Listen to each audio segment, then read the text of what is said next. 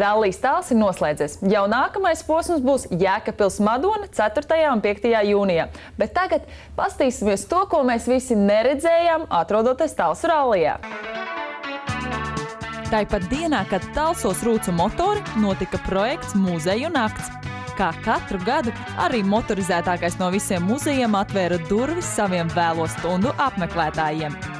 Īstenībā jocīgi. Ikdienā uz muzeju nāks salīdzinoši maz apmeklētāju, taču muzeja nakts ietvaros pilns ar ļaudīm, kuri vispirms ir gatavi stāvēt 2 stundas rindā, bet pēc tam drūzmējas, lai vispār kaut ko redzētu.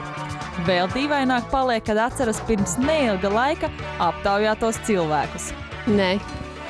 Kā tā? Nezinu. Diemžēl nē. Kā tā? Tāpēc, kad es nav rīznieks. Nē, es nezinu. Nē, es zinu, kur viņš atrodas. Viņš atrodas tur kaut kur Viķerniekos. Jā, jūs negribat tiešām pateikt? Nē. Jā. Jaņariškaja, Jaškiekava. Kurā Rīgas galā? Tur? Uz Jūglas pusi. Jā, tur. Pie Viķerniekiem, ja nemaldos. Tā apmēram, jā. Apmēram kur? Braucot uz Gairezaru slimnīcu uz to pusi. Jā, zinu, bet Eizensteina ielā. Zinu. Kurā vietā? Eizensteina. Pareizi, tas ir Mežciems, vai ne? Nu, jā. Mežciemā? Tad Mežciemā. Lūk, lielākā daļa zina, kur Rīgas motoru muzejs atrodas, bet tikai retais tajā ir bijis. Katrā ziņā tagad var droši apgalvot, motorizētākajā muzejā bijuši daudzi.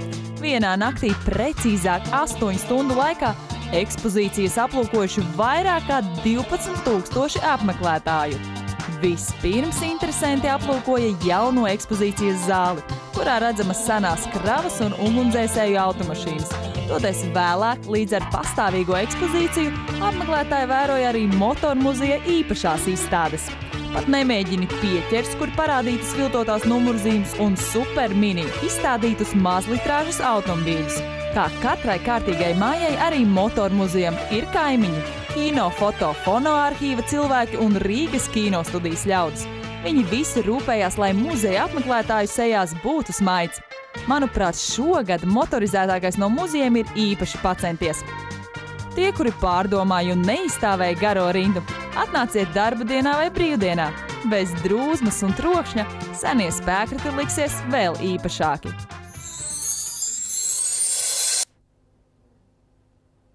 Tas šoreiz arī viss. Tiekamies nākamajā raidījumā vai arī piektdienu vakarā.